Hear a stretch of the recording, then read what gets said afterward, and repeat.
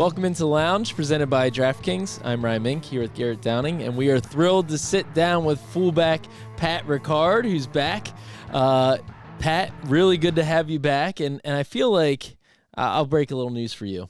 You are now a co-host of the Lounge. You've been on so many times. It's now the three of us on the Lounge. Congratulations, buddy. Thank you. Welcome to my show, everybody. With my special guests here, and then I have my wife and my daughter back here. You know, they had to join on the show, but right. Of course, always good to be on the podcast with you guys. That was in the fine print. I know you just signed the contract. I don't know how closely you pay attention to it, but it said you are now the third member of the Lounge. So. I officially got stock in this. So, well, we're thrilled to have you back. Really excited. And can you just take us through how the process worked? How did it come to be?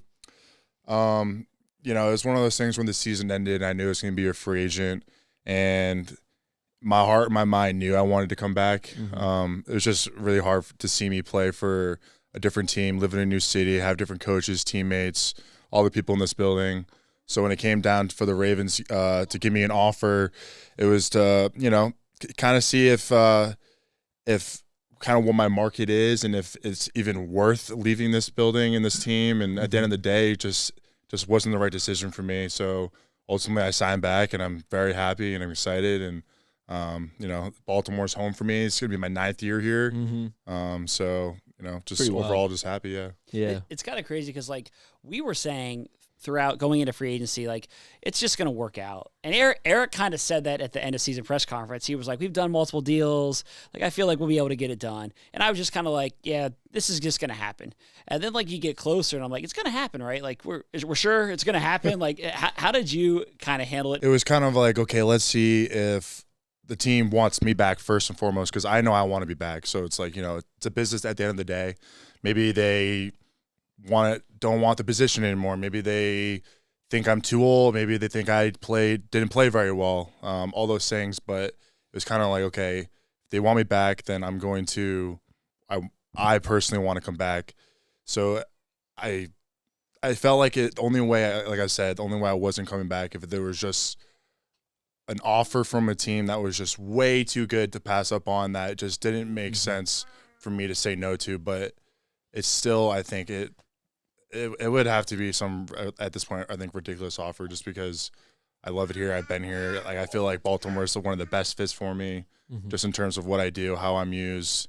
But yeah, I don't know. It's one of those things where, like, it would have taken a lot for me to leave. And I just felt like the right decision was to come back and not even really fully explore those options, because, you know, I signed 2 days into free agency. Right. In my position, it's, you know, I'm not a top priority for teams. It's going to be one of those things where it takes a little bit of time to see. So, like, you know, I could have gambled and said, you know, I don't want to play for the Ravens anymore. Let's see what other teams are going to want to give me, or what's out there for me, you know, just whatever it may be. So it's just kind of one of those things where I just felt like, you know, the right decision to stay. How weird is that position to be in, where it's almost like a game of musical chairs, and there aren't a whole lot of teams that employ a fullback, especially one, you know, like you, right? And you know, you're in this position of being like, are there even any chairs out there for me to find? You know what I mean? Like, yeah, that's a weird position to be in. Yeah, it's like the fullback market is already pretty limited compared to other positions. You know, if I was a quarterback, every team needs a quarterback. Right, they need a backup quarterback. Exactly. So for me, it's like, you know, there's a handful of teams that use it, and then there might be teams that don't use it, but because of what I do, they might want to use it. So you just don't know, and it takes time to get the coaches on board, the front office on board, everyone on board, and then want to invest into the position. So it's kind of one of those things. And then for me, it's like, I'm 300 pounds.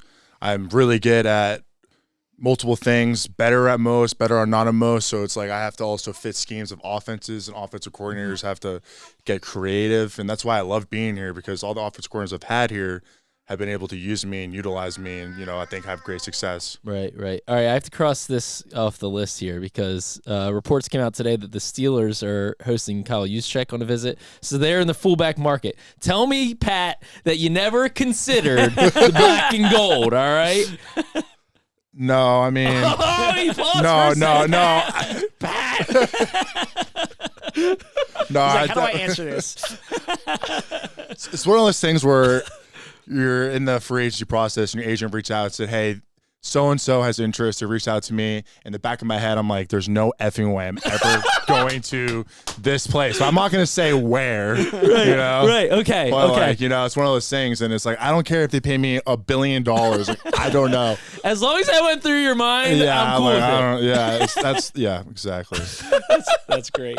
So, like, you coming back here, obviously this offense was really good last year. You were a huge part of it. Derrick Henry had a monster season. Like, was running it back just part of the reason that you wanted to come back here? Like, let's just keep this thing going. You're so close. Yeah, like, it's just like we've been in the playoffs so many years as I've been here, so many cracks at it where I just feel like the more we get to that spot, like, the better odds we are to go all the way and win the whole thing.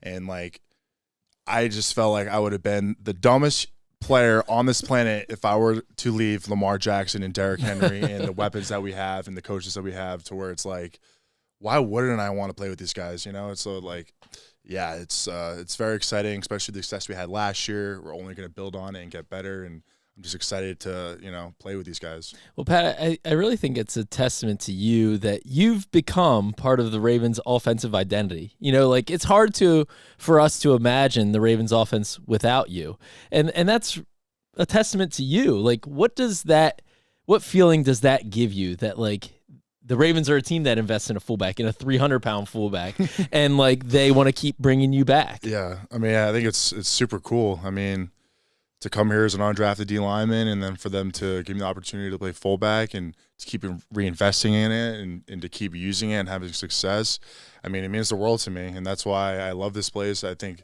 they've given me so many opportunities that other places haven't, and to kind of be the personality of this offense, to know that, like, we're a physical team, we play to the whistle, we don't give up, all these things that I try to represent, and it's really cool to hear that, you know, if I wasn't here, the offense would just feel different or be different. Yeah, definitely. And we have so many incredible players, so to even have that even spoken about is it's truly special, and another reason why I wanted to come back.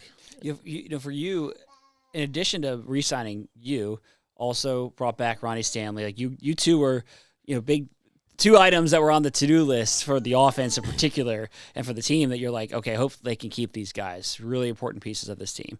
So I guess just how they just bring, basically, when the offense is coming back intact. The starting offense, with the exception of Pat McCary. Plus D-Hop.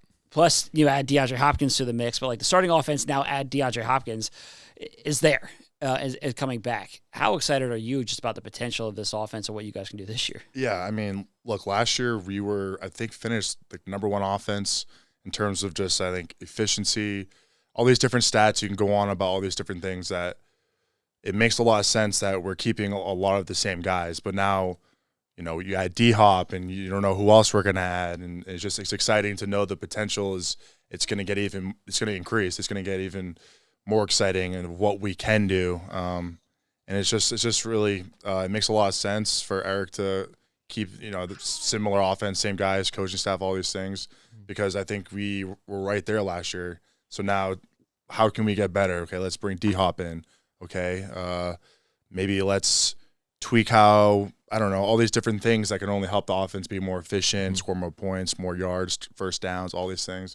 Maybe, you know, maybe I throw the ball once or twice. I can't throw. It's kind of like when Munkin was talking. We had Munkin on recently, and he was talking about guys coming up with plays and trick plays and all this stuff. So you're in his ear now about that would be very tricky. I mean, you you know, so we have Derrick Henry under center, right? He snaps the ball, pitches it to me, I grab it, and I'm running. Yes. And I throw it back shoulder fade to Ronnie Stanley in the corner of the end zone. No. There we go. I thought you were gonna say like you throw it to Lamar or something. I thought he was gonna. That's a twist. You motion him or something. Yeah. He least block. You know. Yeah. That's great. So Pat, last one for me. You know, you have your beautiful wife and daughter here with us. How has that changed your life as a person and as a player? How does it affect you? And then secondarily, like, are you cooking up pancakes? Are you the pancake chef on Saturday mornings? No, I'm not. No. Oh man. No. My wife. Serving them up to opponents only. She's been making her pancakes. She's making her banana protein pancakes, right? Yeah. Nice. Yeah. That's good stuff. You know, we got to get her going now. Yeah. Training starts now. Huh? No, but it's been it's always hard. People just, try to describe being a first-time parent. It's always super hard to describe, and now I get to experience it. I think the biggest thing I always tell people is just the amount of joy it's brought to my life. I didn't realize, like, every time I look at her, just like how happy it makes me feel, or when I think about her, or, if I'm kind of by myself, if I'm feeling, down or lonely or whatever it may be, and I look at pictures of Emerson, it just gets me, like, I just start like glowing inside. And then on top of that, just like our family is like, I didn't realize like how much they were gonna like love her, and like I should have expected it, but like I don't know, I just didn't realize like how much your family and yourself can love a human so much. And I think that's been the coolest thing, and just to kind of see her grow, and every day, does she look like more like me, kind of, or like my wife, So depends if she's throwing a block or not. Yeah, no, it's been really cool. She turns 1 in like 10 days. Cool. So she's gonna have a Miss Rachel party back home. I'm very familiar with Miss Rachel. Yes, we can spend a lot of time. Miss Rachel. We know Pat and I, I'm sure, can sing all the songs. My kids are too old. I don't know Miss Rachel. I gotta catch up. She's now on Netflix. Okay. Yeah, she was just on YouTube. Well, I know what I'm watching tonight. Yeah, right. Yeah. My daughter was Miss Rachel for Halloween. Oh, really? This year. That's funny. So we can identify with that one. Yeah. Awesome. Okay, she's getting all excited because she just heard Miss Rachel. She heard Miss Rachel come up. Yes, I know that. I know that look. Yeah, right. Well, awesome, Pat, man. We're excited to have you back. Thank you. It's big for this team, and it's excited to keep this thing going. Welcome back to the Lounge Podcast. We are here in the SeatGeek studio. We also want to mention our partners at DraftKings Sportsbook. They are an official sports betting partner of the Baltimore Ravens. DraftKings Sportsbook, the crown is yours. So it's always good to sit down with Pat. He's one of our favorite guys, and it's exciting to have him here in Baltimore for another year. So congrats to him and his family on getting the deal done.